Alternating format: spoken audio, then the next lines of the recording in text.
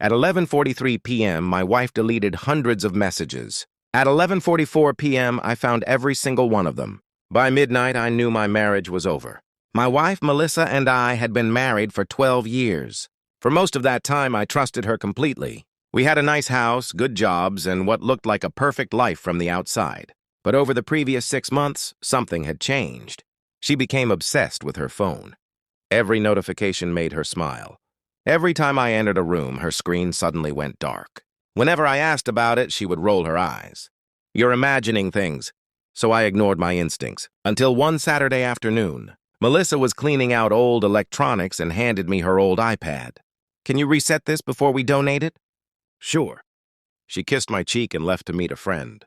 The moment I turned it on, I noticed something interesting.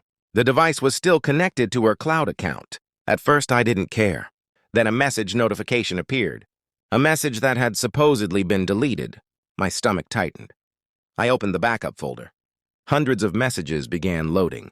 Messages between Melissa and a man named Ryan. At first, I hoped he was just a coworker. Then I started reading. My hands began shaking. The messages weren't innocent. Not even close. They had been seeing each other for nearly 8 months.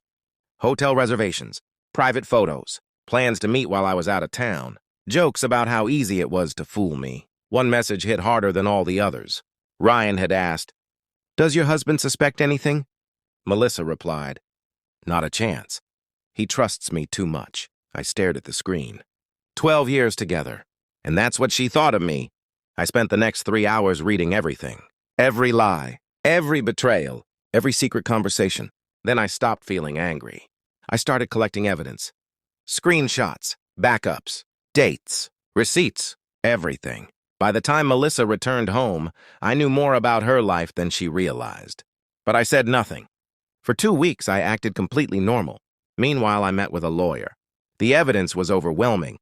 The attorney couldn't believe how much information the cloud backup contained. Then came the final surprise. Melissa wasn't just having an affair. She had been secretly planning a divorce. In one message, she wrote, "Once I get the house settlement, Ryan and I can finally be together." That sentence changed everything. My lawyer immediately adjusted our strategy. And because of the evidence, her plans started falling apart. Fast. 3 weeks later, Melissa came home to find divorce papers waiting on the kitchen table. The color drained from her face. "What is this?" I slid my phone across the table. On the screen was a screenshot of one of her messages. She froze. "Where did you get that?" I smiled. "The cloud backup." For the first time in months, she looked terrified.